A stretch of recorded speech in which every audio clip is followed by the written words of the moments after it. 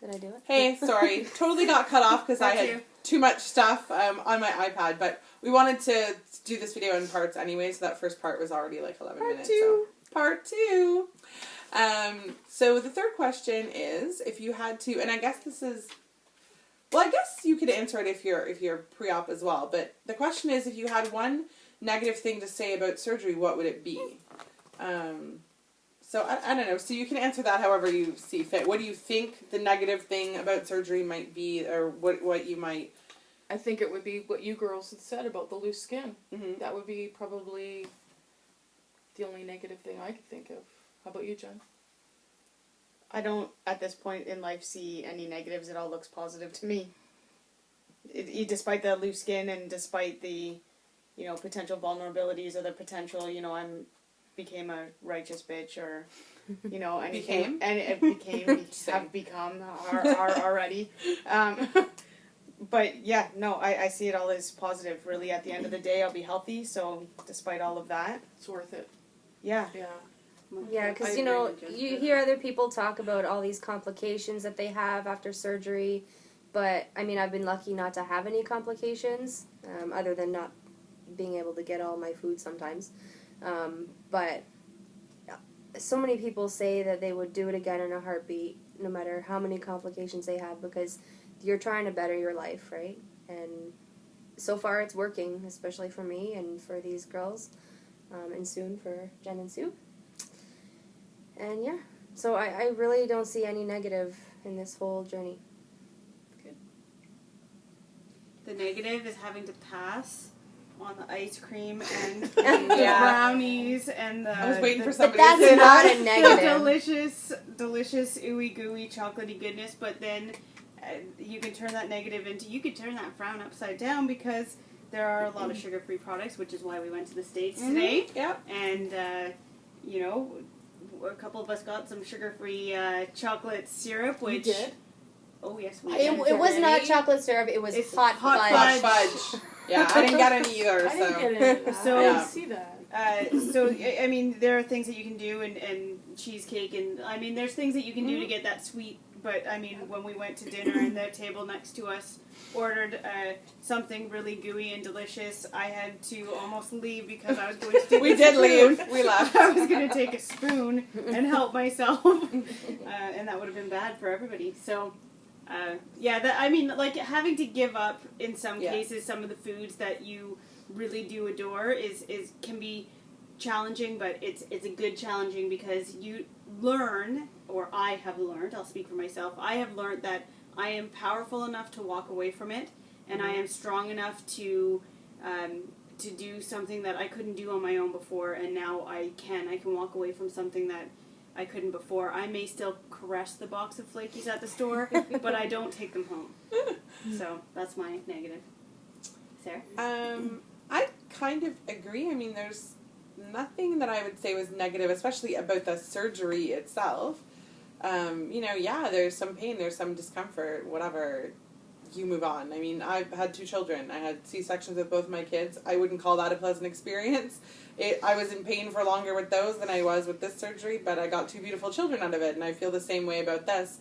Yeah, it was a surgery. It sucked, but it gave me a new life, basically. And so the surgery itself, there were no negatives. The journey, I don't really think there's any negatives either. I think there can be negative things about it, but they all have a positive flip side, and anything that's negative is something that you can either fix, you can work on, is something that is going to teach you something about yourself, is something that you just need to overcome.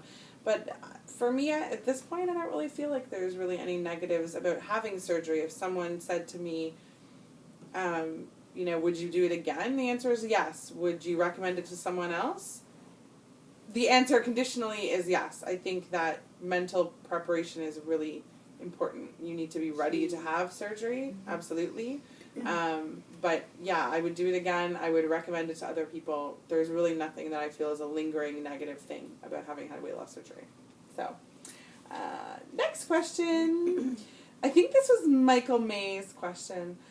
Michael VSG. My question is, how much can you eat at one time, and what are your average daily calories? And this is probably an interesting one, because we've got pre-ops and post-ops with different surgeries, so, yeah. Go for it, Sue. What can I eat now? Yeah, what can you eat now? Anything. How much would you normally eat? Like, do you know what your daily calories are now on average? No. Next. Being honest, no. Right now, pre-op, I can eat technically anything that I want, but I'm consciously making a decision not to eat everything that I want in preparation for the surgery coming very closely. May 14th. On average, I eat anywhere between, I don't know, it depends on my mood, but usually in around 1,000, 1,200 calories a day. No. Now, historically, I could, come on. Couple jugs of ice cream. I'm well over that. Yep. For me, it really is different every single day, because every single day my taste change daily.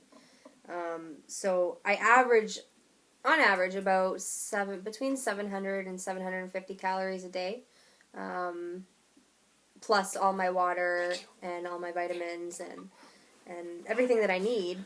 But there are days where I will have only 400 or 500 calories, or sometimes I can manage 800 or 850.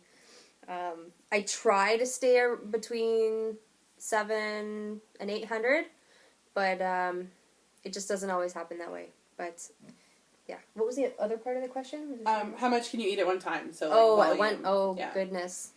Again, it depends. It really depends. Sometimes I will have like 1 or 2 bites of something, and other times I could eat, 7 or 8 bites, depending. It's always different every day. For me, should probably say that we're really close together, me and Nikki. She's a week ahead of me, so my answer's pretty close to the same. Most days I'm struggling to try to get in up to about 700 calories. It doesn't always work. So really, if I'm being honest, from day to day, it could be anywhere from 400 calories to 800 calories, but probably on average between 4 and 6.